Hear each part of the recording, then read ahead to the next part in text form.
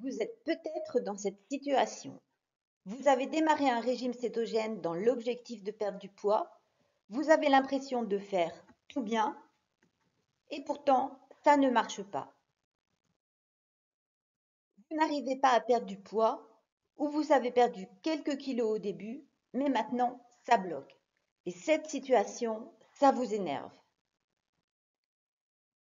Rassurez-vous, vous n'êtes pas la seule. Des situations comme la vôtre, j'en rencontre tous les jours.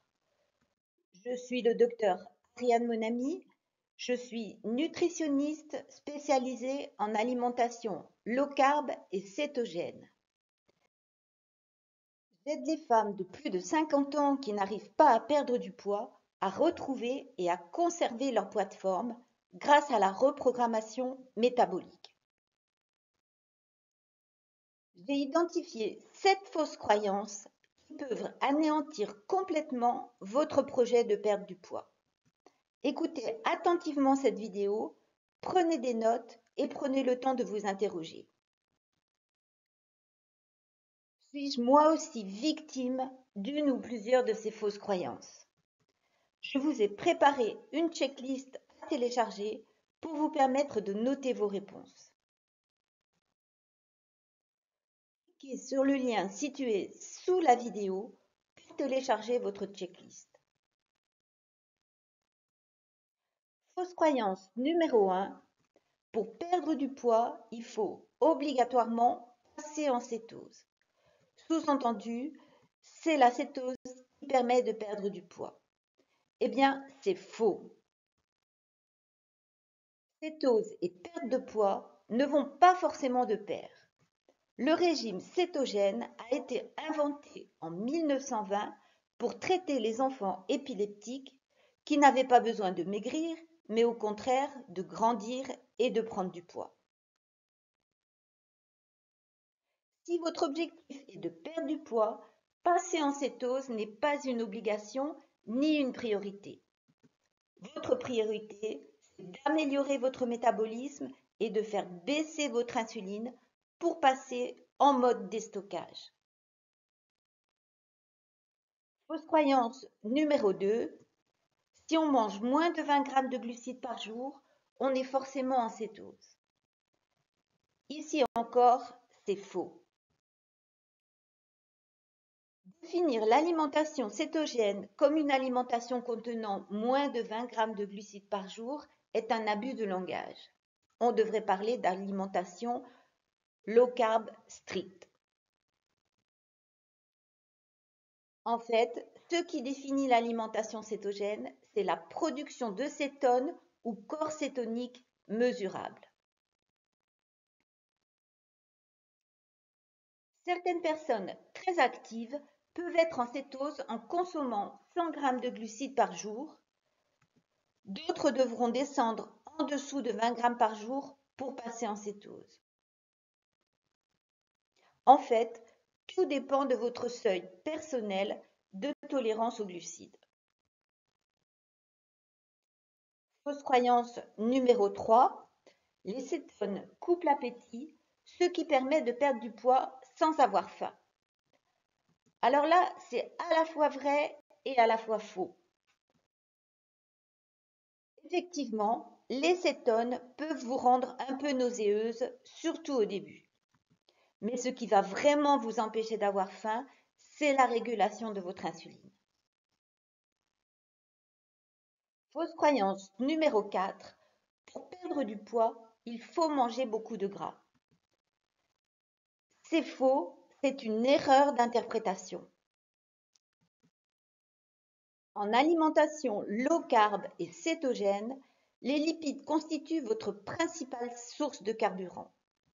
Mais attention, on parle à la fois des lipides présents dans votre assiette et des lipides présents dans vos réserves de graisse. Si vous avez beaucoup de gras dans votre assiette, vous aurez moins besoin d'utiliser vos propres réserves de graisse et vous ne perdrez pas de poids ou difficilement. Fausse croyance numéro 5, 1 gramme de glucides, c'est toujours 1 gramme de glucides. Vous savez, ça rappelle un peu la célèbre phrase « une calorie, c'est toujours une calorie. Eh bien, c'est faux. Si les glucides que vous consommez proviennent d'aliments raffinés ou transformés, comme le pain blanc par exemple, ils n'auront pas du tout le même effet sur votre métabolisme que des glucides issus de légumes. Fausse croyance numéro 6, il ne faut pas manger trop de protéines car elles pourraient se transformer en sucre. Là aussi, c'est à la fois vrai et surtout faux. Je vais vous expliquer pourquoi. Ce qui est vrai, le corps a bien la capacité de transformer les protéines en glucides. On parle de néoglucogénèse.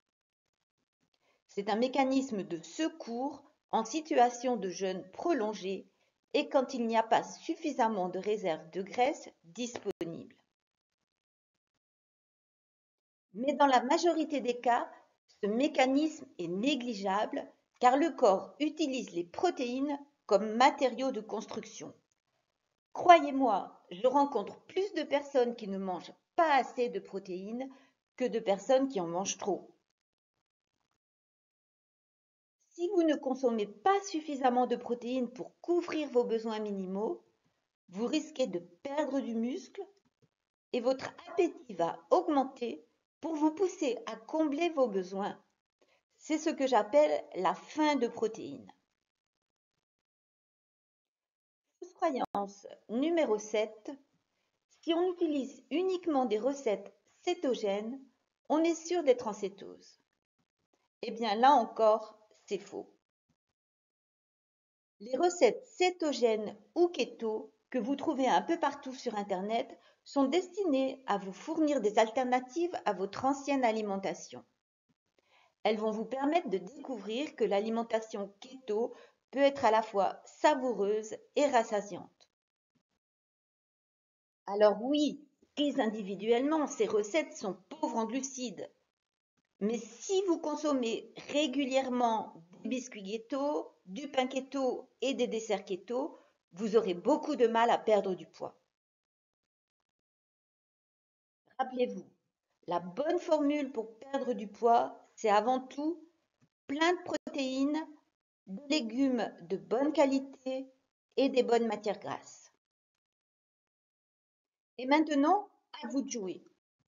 Si ce n'est pas encore fait, cliquez sur le lien situé sous la vidéo pour télécharger votre checklist. Cette vidéo vous a plu? N'hésitez pas à vous abonner à cette chaîne pour recevoir d'autres vidéos sur le même thème. À bientôt!